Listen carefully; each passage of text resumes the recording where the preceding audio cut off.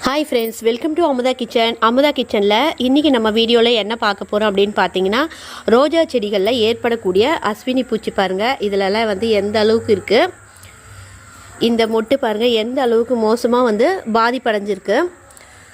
இது போல் வந்து மொட்டுக்கள்லேயே வந்து சின்னதாக மொட்டு வந்து செடியில் உருவாகும் போதே இந்த பூச்சிகள் தாக்கும்போது இந்த பூ பாருங்கள் எந்த அளவுக்கு வந்து இதில் வந்து பூச்சி தாக்குதலே இல்லை. எவ்வளோ அழகாக இருக்குது பாருங்கள், சூப்பராக. இந்த பூ வந்து பாருங்கள் எப்படி இருக்குது, கொஞ்சம் வந்து வளைஞ்சி ஒரு மாதிரியாக இருக்குது. இந்த பூ பாருங்கள் மொட்டுக்கள்லேயே மேலே வந்து எந்த அளவுக்கு இருக்குது. இது வந்து நம்ம வந்து போக்கணுன்னா என்ன பண்ணுறது அப்படின்ட்டு நான் நெக்ஸ்ட்டு வீடியோவில் நான் இதுக்கு சூப்பராக வந்து ஒரு மருந்து வந்து நான் ரெடி பண்ணியிருக்கேன், உங்களுக்கு நான் போடுறேன். வீடியோவை மிஸ் பண்ணாத பாருங்கள். இந்த ரோசஸ்லாம் பாருங்கள், இதில் வந்து பூச்சி தாக்குதலே கிடையாது.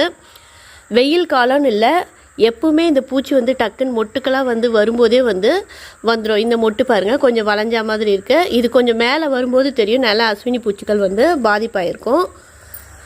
பாருங்கள் எப்படி இருக்குது.